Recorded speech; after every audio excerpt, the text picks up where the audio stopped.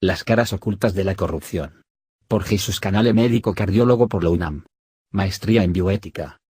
Cuando escuchamos la palabra corrupción suponemos de ordinario que se trata de fraudes, otros malos manejos del dinero y de bienes materiales, pero esta es una visión muy limitada de lo que en realidad puede ser y de hecho es la corrupción. Por ejemplo, en este mismo tema de la modalidad económica de la corrupción suele pasársenos por alto que igualmente corrupto es despojar, expropiar, injustamente a una persona de algún bien que legítimamente le corresponde, cosa que suele ocurrir por abuso de autoridad, comúnmente por obsesión estatista. Otra modalidad frecuente de corrupción es la ideológica, cuando se inoculan de manera ventajosa, bajo sutil coacción y forzadamente, ciertos criterios de pensamiento con la intención de imponer en los individuos una forma específica de pensar y de vivir. Muchos ejemplos hay en la historia antigua y reciente, y actual, de este modelo de corrupción, especialmente surgido de las ideologías de los gobernantes en turno que no admiten más visión ni opinión de las cosas que la propia.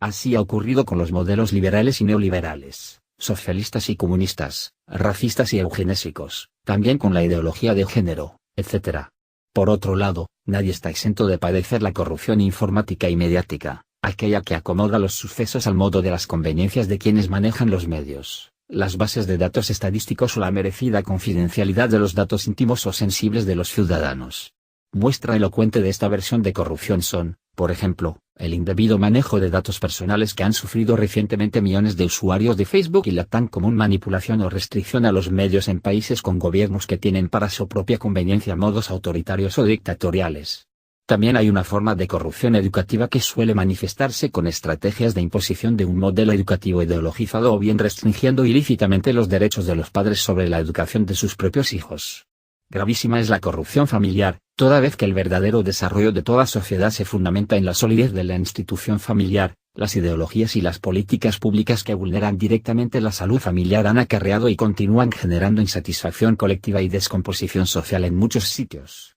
Y ni qué decir de la corrupción política, que es nada menos el brazo operativo de la corrupción económica, ideológica, o educativa que, valiéndose del poder de las instancias políticas, partidos, parlamentos, tribunales y gobiernos, impone cínica o sutilmente condiciones de vida a comunidades y sociedades enteras. En fin, pensar que la corrupción es solo el manejo tramposo de los dineros, es una visión bastante reducida de los alcances de la corrupción que lleva a ignorar sus otras caras, esas que suelen estar ocultas pero que, precisamente por eso, son tanto o aún más perversas. Ahora que se está promoviendo en nuestro país una gesta electoral es necesario, si se quiere de veras elegir personas con el mejor, o menos peor, perfil en términos de riesgo de corrupción en cualquiera de sus modalidades, ponderar inteligentemente los escenarios para que, responsablemente, cada quien opte por la mejor, o menos peor, de las alternativas para presidente, gobernador, senador, diputado o alcalde. Para gobernar no basta tener las manos limpias de dinero mal habido, sino además, y muy en especial,